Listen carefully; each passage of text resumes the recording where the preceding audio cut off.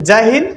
हम लोग भारत के नीति निर्देशक तत्व के बारे में पढ़ रहे थे, यानी कि डीपीएसपी के बारे में पढ़ रहे थे, यानी directive principle of the state policy के बारे में पढ़ रहे थे। और हम लोगों ने पिछले लेक्चर में आर्टिकल नंबर 36 से आर्टिकल 39 के कब तक हम लोगों ने चर्चा किया था, और उसमें क्या चीज पढ़ा था इसमें हम थोड़ा सा देख लेते हैं। आर्टिकल 36 क्या, यानी कि डीपीएसपी क्या चीज बोलते हैं, जितने भी भारत के नागरिक है उसमें ज़्यादा उच्च नीच का डिफरेंट ना रहे, ठीक है, यानी कि थोड़ा सा जो ऊपर हाई लेवल के उसके थोड़ा सा कम प्रावधान किया जाए, और जो लोअर लेवल का उसको कुछ ज़्यादा है सो कुछ आरक्षण करके समाज में एक बराबर स्थिति पर लाया जाए, ऐसे समाज में भेदभाव की कमी ना हो।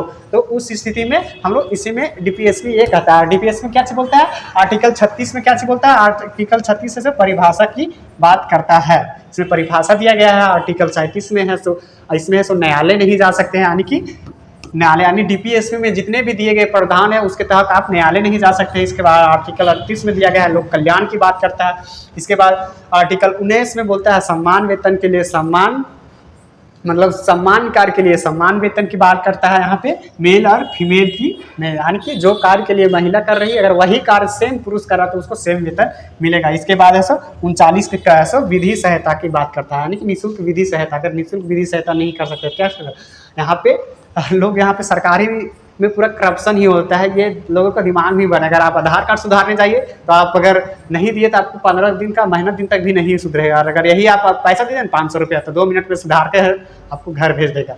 अगर इसी तरह से अगर बात करें, अगर कोई हॉस्पिटल में कोई नर्स है तो अगर उसको है सो आप कुछ पैसा उसे नहीं दिए तो है सो घटाक कर यही पैसा दे तो बाबू बाबू करके है सो वो है सो इंजेक्शन देगी, ठीक है। इसके बाद हम लोग देखते हैं आर्टिकल कितना का 40, ठीक है। आर्टिकल 40 क्या चीज बोलता है, ग्राम पंचायत की बात करता है। जब ग्राम पंचायत, जब संविधान बन रहा था ग्राम पंचायत की बात हो रही थी, उसमें है सो महात्मा गांधी का कहना था कि ग्राम पंचायत लागू होगा, लेकिन डॉक्टर भीमराव अंबेडकर का कहना था कि पंचायत लागू नहीं होगा, क्योंकि अगर पंचायत अगर हम लागू कर दें तो कुल पैसा है सो मुखिया लूट लेगा। तो महात्मा गांधी बोल रहे हैं कि लागू होगा और भीमराव अंबेडकर बोल रहे हैं लागू नहीं होगा। दोनों की बातों को टाला भी नहीं जा सकता है। लेकिन उस स्थिति में है सो महात्मा गांधी और जब भीमराव अंबेडकर के बीच बहस चल रही थी, उस समय में डॉक्टर राजेंद्र प्रसाद आके इन लोग के समझाए कि इसको डीपीएसपी में डाल दिया जाए, क्योंकि डीपीएसपी में इसको डाले जो राज्य का मर्जी है सो लागू करेगा और जो नहीं मर्जी है तो नहीं लागू करेगा। तो यहाँ पे है सो इसमें डाल के संविधान को आगे की प्रारूप में, मतलब अगला है इस टॉपिक खत्म हो गया तो अगला बहस, मतलब अगला संविधान बनने के लिए बहस शुरू हो गया। लेकिन बात करते हैं यहाँ पे डीपीएसपी में, ठीक है। तो ये है सो देखा गया है, तो सब देखा गया है कि ग्राम पंचायत, ठीक है, देखा गया जिस राज्य की मर्जी है सो उसको लागू करना था। लेकिन अगर अभी भी दिल्ली में है सो ग्राम पंचायत है ही नहीं, क्योंकि है सो ग्राम पंचायत वहाँ पे दिल्ली में तो गांव ही नहीं है, तो कहाँ से ग्राम पंचायत लागू होगा। तो देखा गया कि राजस्थान के नागौर में महात्मा गांधी के जन्म के अवसर पर, यानी कि 2 अक्टूबर 1959 ईस्वी को, ठीक है, 2 अक्टूबर 1959 ईस्वी को नागौर के राजस्थान में ग्राम पंचायत लागू किया गया। यही धीरे धीरे समय बीतता गया तो देखा गया कि राजस्थान के गाँव का विकास है सो अधिक होने लगा। तो उस समय में उसको है सो यहाँ पे संविधान इसको लागू करना चाहेगा कि सब कुछ बोलना, अभी विकास अच्छा हो रहा था, हर कोई चाहेगा अपनाना। तो उस स्थिति में संविधान का संशोधन किया गया, ठीक है। यहाँ से आप आर्टिकल 40 उठा भी नहीं सकते हैं, क्योंकि यहाँ भी कहा गया इसके प्रावधान को आप उठा के अन्य जगह नहीं कर सकते हैं। लेकिन इसी का है सो फोटोकॉपी किया गया, ठीक है, यानी कि अगले जगह इसका 73वां संविधान संशोधन किया गया, ठीक है। कितना, नरसिंहा राव प्रधानमंत्री थे, तो यही बहुत बेहतरीन काम किए थे। और 73वां संविधान संशोधन करके आर्टिकल 243 के क से अन तक इसमें प्रावधान है, और ये 24 अप्रैल 1993 ईस्वी को पूरे भारतवर्ष में इसको ग्राम पंचायत और नगर पंचायत को लागू करना अनिवार्य कर दिया गया था। कब अनिवार्य कर दिया, 24 अप्रैल 1993 ईस्वी को। ये वेरी वेरी इंपॉर्टेंट क्वेश्चन है, इसको पे याद रखिएगा। यानी कि देखा जाए तो जब संविधान बन रहा था तो भीमराव अंबेडकर को संविधान का रचयिता कहा जाता था, लेकिन उस समय उन्होंने भी एक बेहतरीन यानी ग्राम पंचायत को उन्होंने भी छोड़ सकता। हालांकि भीमराव अंबेडकर भी अपने जगह पे सही थे, महात्मा गांधी भी सही थे, कि दोनों की तुलना नहीं किया जा सकता, दोनों महान थे। आर्टिकल 41 क्या कहता है, कुछ दशाओं में सरकारी सहायता की बात करता है, यानी कि कब कहता है कुछ दशाओं में कोई विधवा पेंशन देता है या वृद्धा पेंशन देता है। आप देखिएगा कि अनाज वगैरह 5 केजी है सो सरकार है सो देती है, ठीक है। तो उस स्थिति में यानी सरकारी सहायता है सो सरकार है सो देती है। अगर सरकार अगर नहीं भी देती है तो आप है सो इसको है सो कुछ नहीं कर सकते हैं, यानी कि देखो विधवा पेंशन देते हैं, विधवा पेंशन देते हैं, और विकलांग लोगों का भी है सो इसमें है सो पैसा है सो सरकार देती है, लेकिन अधिकतर है सो लोग खा जाता है। और यहाँ पे देखा जाए कि विकलांग लोगों का बहुत ही तकलीफ कर देता है।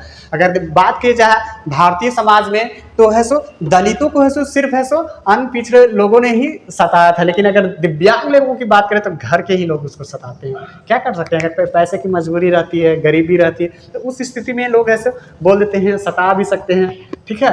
तो वैसे स्थिति में विकलांग लोगों का है सो पैसा वगैरह नहीं काटना चाहिए। सिर्फ बोलने से हम लोग से क्या सीखा होगा, कुछ नहीं।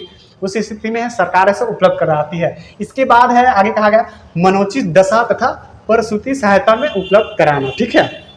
मनोचित दशा मतलब क्या है, कोई व्यक्ति का है सो जॉन्डिस हो गया, टाइफाइड हो गया, मलेरिया हो गया, तो उस स्थिति में आप लोग देखिएगा कि रेलवे स्टेशन में लोग झाड़ू लगवाता है, कुछ कुछ काम वैसा भारी रहता है, तो उस स्थिति में वो काम उसको भारी वाला नहीं देगा, और उसको कौन सा काम एक नॉर्मल जो कर सके वो, ठीक है, बीमारी की स्थिति में वो कर सके वैसा काम देगा।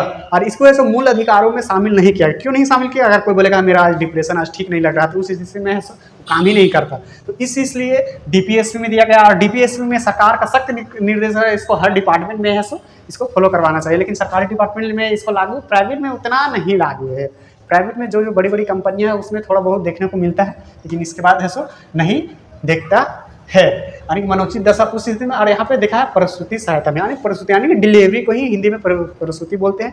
तो इसमें क्या चाहिए, अगर कोई भी महिला डिलीवरी से यानी बच्चे के जन्म से 3 महीना पहले और 3 महीना बाद उसको है सो छुट्टी दिया जाएगा, ठीक है, छुट्टी दिया जाएगा, और उसको है सो सैलरी भी नहीं काटी जाएगी। कितना बेहतरीन संविधान में सजाया गया है, ठीक है। तुम्हारी हर तकलीफों का मैं मुकम्मल जवाब हूँ, कभी फुर्सत मिले तो मुझे पढ़ना, मैं भारत का संविधान हूँ, ठीक है। कितना बेहतरीन ढंग से उस समय संविधान को सजाया गया था, ठीक है। जैसे इसके बाद है सो अगर देखें तो ये है सो केवल 2 ही बच्चों पर लागू होता है, क्योंकि अगर कोई बोलेगा मेरा 8 गो बच्चा हो तो 4 साल है सो वो छुट्टी में ही लगा देगा, तो उस स्थिति में है सो वैसा नहीं करना है। केवल ये 2 बच्चों पर ये है सो, और नेता वगैरह पर है सो ये सब लागू नहीं है। और ये है सो इसलिए लागू नहीं क्योंकि कानून पास वही करता है, और लगभग हर नेता पर 4-5 गो बच्चा है, यानी कि जो भी 3-4 गो होगा उन लोग कानून में पास नहीं करता कि अगली बार से चुनाव में नहीं खड़ा होगा। ये ग्राम स्तर पर है लागू, यानी पंचायत स्तर में इसको लागू किया गया है, लेकिन एमपी और एमएलए के चुनाव में ये नहीं लागू किया गया है। आर्टिकल 43 न्याय संगत वेतन की बात करता है, ठीक है, यानी कि निर्वाह योग वेतन की बात करता है। यानी कोई भी व्यक्ति से अगर आप 8 घंटे काम कराते हैं दिन भर और उसको ऐसे मात्र ऐसे आप 10 रुपये भेज दिए, तो आप उस स्थिति में गलत बात है। तो ये उस स्थिति में बोलता है कि आप न्याय संगत वेतन दीजिए। अगर आप ही लोग ऐसे यूपीएससी का कोई एग्जाम क्लियर करके आपको डिस्ट्रिक्ट का मालिक बना दिया जाए और आपसे काम कराया जाए और आपको ऐसे 500 रुपये दे देता, आप कीजिएगा? तो उस स्थिति में बोलिएगा हमारा छोट के नु करिए, ठीक है रे दादा। तो उस स्थिति में यानी कि न्याय संगत की बात करता है, यानी कि न्याय संगत वेतन की बात करता है। वह है सो अपने रोजगार को यानी कि अपने निर्वाह योग जीवन जी सके, उस स्थिति में है सो बात करता है। इसके बाद है सो 43 के क में बोला जाता है कि आर्टिकल 43 के क में, ठीक है, उद्योग प्रबंधन में, ठीक है, यहाँ क्या चीज बोला जाए है, उद्योग प्रबंधन में कामगारों की भागीदारी, ठीक है, किसकी भागीदारी, कामगारों की है सो भागीदारी की बात करता है।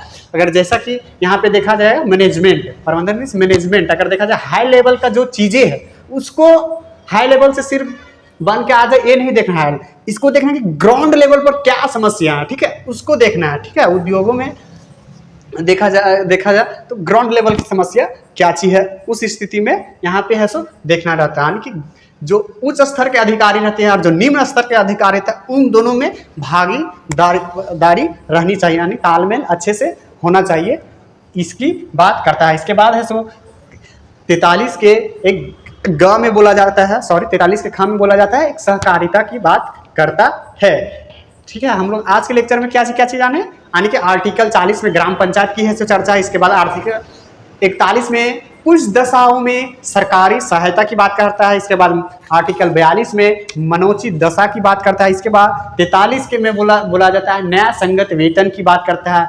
उसके बाद 43 के कम है, उद्योगों में क्या कहा गया, उद्योग प्रबंधन में कामगारों की भागीदारी कहा गया, आर्टिकल 43 से कम है, सहकारिता की बात कहा गया। हम नेक्स्ट लेक्चर में DPSP को खत्म कर देंगे, तब तक के लिए जय हिंद।